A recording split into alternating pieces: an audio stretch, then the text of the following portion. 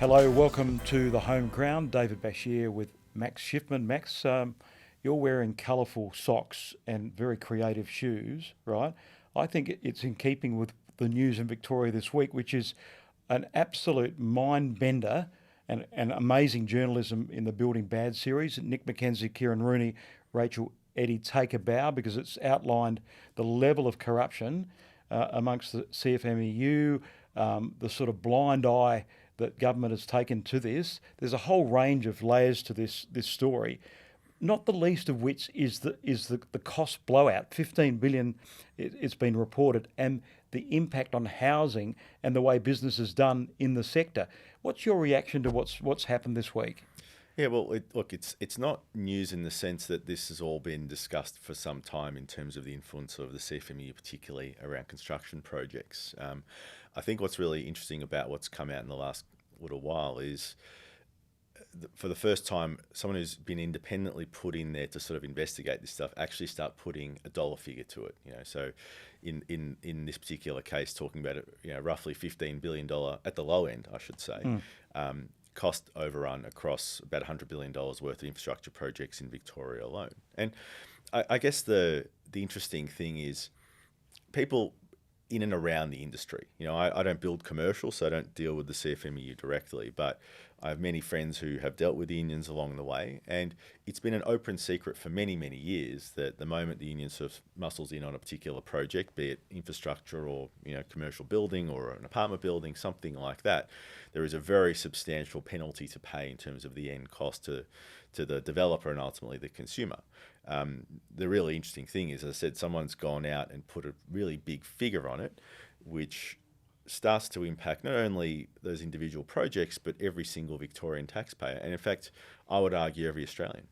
And how did, away from the reaction from government, which we'll get into a second, and that's really not the focus of this chat, but it's the way it impacts the supply of housing in this state and the cost of getting into the market for young home buyers. So in the terms of what's been reported, how has that directly impacted those two factors? Sure. So it impacts people in many, many ways. The direct impact is we've now seen the cost of everything getting built materially increase over the last few years, and at a rate that we've never seen before. And so, you had these supply material shocks through the pandemic. That's all, come right off. And then instead what you've seen is a real labour shortage, particularly in construction, where you've seen labour costs inflate much, much quicker than the wages across most other industries. So it's just been disconnected from the rest of the economy.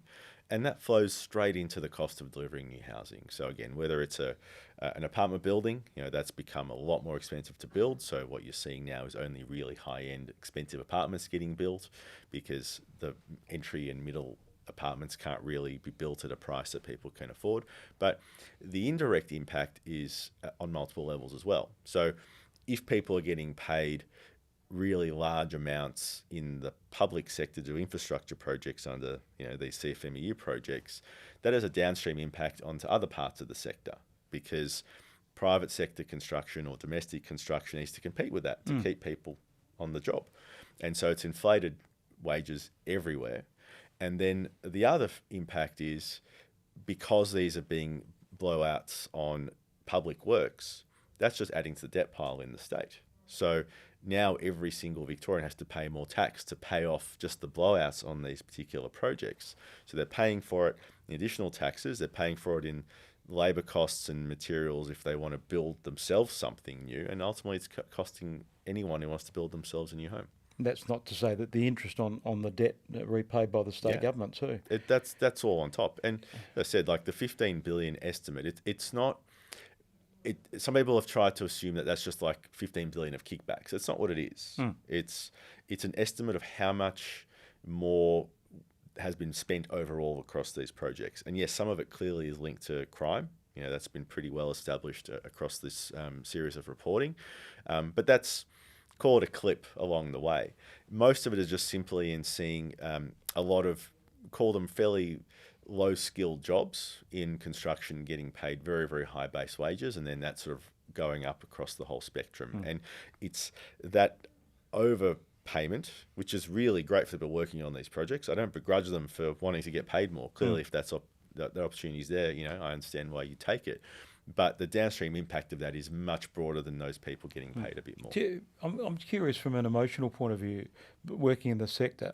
I know when I see Jacinda Allen get up there on the press conference and just deal out political spin in a well-curated environment and deflect and duck and weave, I feel ripped off as a taxpayer because these are serious allegations of absolute corruption at the highest level that's impacting the state that we live in. Is that the way you feel? Yeah, look, maybe not quite in those terms. I guess what really concerns me is we're all here trying to do our bit. In my particular case, I'm trying to build houses in a housing crisis, and it's bloody hard. And then when you have all these additional cost layers and other layers put on top of it, it makes it really hard to deliver the homes that people need. So that's the bit that really perturbs me. But I also find this culture of deflection really concerning. The government absolutely knew about this stuff going on. You could call it an open secret in many ways, but you could also not call it a secret because there have been explicit bits of correspondence that have been found over many years that have gone to various departments and politicians and so forth along the way. And so what I really find troubling is just how you sort of deflect it and say there's nothing to see here when clearly there's a lot of smoke, under this fire. Yeah, and the fact that, let's not get bogged down by the details, but, it was sent to IBAC, who had a limited term of reference for their investigations, and suddenly it hits a brick wall. And the Premier, who was the relevant minister at the time, knew that, and that's what this reporting has brought out. So this reporting has been outstanding from my point of view for holding power to account. But anyway, let's look forward and let's see what you think about some of the remedies. How, from the ashes of the potential disaster, can Victoria emerge in a healthier fashion?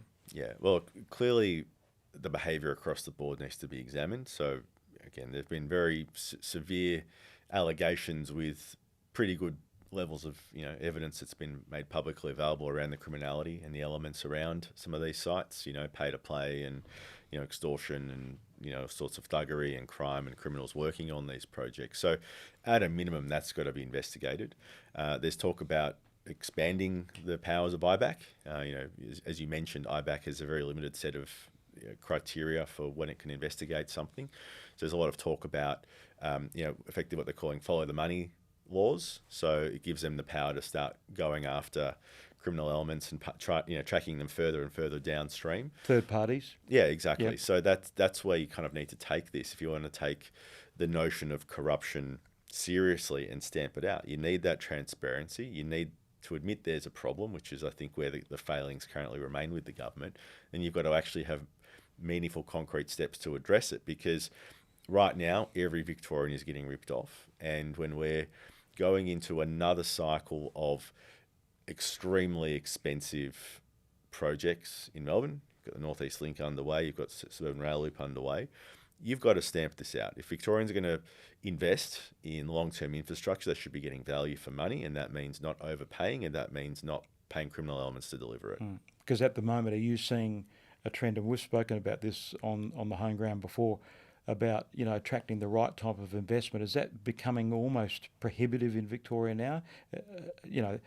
Like a bridge too far to get that type of foreign investment that we once had in this state?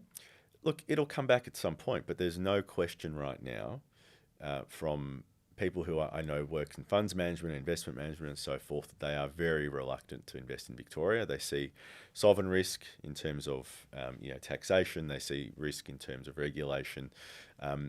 And the whole terminology around ABV anywhere but Victoria kind of remains true. And people need to have more confidence in investing here again, and I don't think we're seeing that at the moment. So it's a concerning time. As a proud Victorian, I've lived here all my life. I love Melbourne. I love Victoria. I want it to be thriving again, and it just doesn't feel that way at the moment. Instead, we've got this culture of thuggery and secrecy that we're protecting, and I've struggled to understand why that's the thing that we're doing. Is there a state that you see around Australia, a jurisdiction that's doing it better than the rest, and if so, why? Look, every state's got its problems, and I should point out, for those who haven't been following the story closely, that these allegations around what's happened in Victoria actually came out of an inquiry happening in Queensland. So it wasn't like this report was issued in Victoria and the government's dealt with it. This was brought up in an inquiry in Queensland where one of the administrators for Victoria who'd written this report had said that he was told to take out a whole chapter of stuff by the main person, main investigator, because he didn't like it. So, you can read into that what you like. Some people say, oh, well, it wasn't well-founded, and others, and I think this is probably a more reasonable view, said the government wanted to pull it because they didn't like it. So that's absolutely bombshell. But at least Queensland now is taking it a bit more seriously, and they're having inquiries into this, and they need to. Like, we've got the Olympics coming up. They're going to be spending tens and tens of billions of dollars into 2032. And I think quite rightly, they're trying to make sure that the Queensland taxpayer and the federal government, because they'll be investing as well, are getting value for the money they're spending. I noted too, more on a federal level, as we wrap this chat up, Max, that Jim Chalmers, the Treasurer, has come under fire for his recent comments on the supply of housing and some of the triggers that have resulted in the lack of supply across the board. He feels he's got it under control. What's your view? There's no control from the federal government of housing supply. I think that's really become very apparent of late. We're now 3 years since the housing accord was first announced, and a million target and then 1.2, and every projection, whether it's within government or externally from industry bodies, is projecting something in the order of 900 to 950,000. And the reasons are simple. State governments and territory governments are the ones that control their planning systems. They control the supply of land. They control all the regulations that go into it, except for a few which happen at federal level and construction codes and so forth. So ultimately, unless you could actually force the states to do certain things, the federal government really had very little role in delivering the outcome that they said they would.